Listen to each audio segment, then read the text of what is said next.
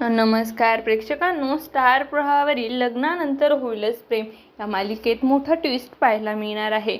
वसू त्या विजयला सांगत असते की गुन्हा फक्त इतरांनीच नाही तर तुम्हीही केला आहे. ज्या गाडीने नंदिनीला धडक दिली होती ती गाडी कायमची नाहीशी करावी लागेल. वसू त्याच्या बोलण्यामुळे विजय चिंतेत पडतो आणि त्या गाडीची विल्हेवाट लावण्यासाठी तिला एका गॅरेजमध्ये घेऊन जातो. मात्र तेवढ्यात एक अनोखी महिला विजयला बाहेरून आवाज देऊन हाक मारत राहते. त्या महिलेकडे पाहताच विजयचा चेहरा फिकट पडतो आणि तो प्रचंड घाबरलेला दिसतो.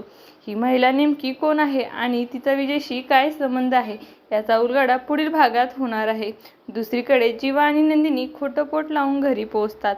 घरात कोणी नसावे आणि आपण पटकन आपल्या खोलीत जावं असा त्यांचा विचार असतो. पण दरवाजा उघडताच त्यांना दिसतं की घरातले सर्वजण देवाची प्रार्थना करण्यात मग्न आहेत.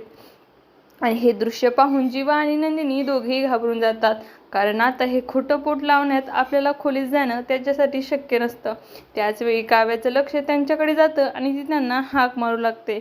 आता जीवा आणि नंदिनी या परिस्थितीतून कसे बाहेर पडणार हे पाहणं अतिशय रोचक ठरणार आहे. तुम्हाला जर आपला व्हिडिओ आवडला असेल तर चॅनलला लाईक, शेअर आणि सबस्क्राईब करायला विसरू नका. धन्यवाद.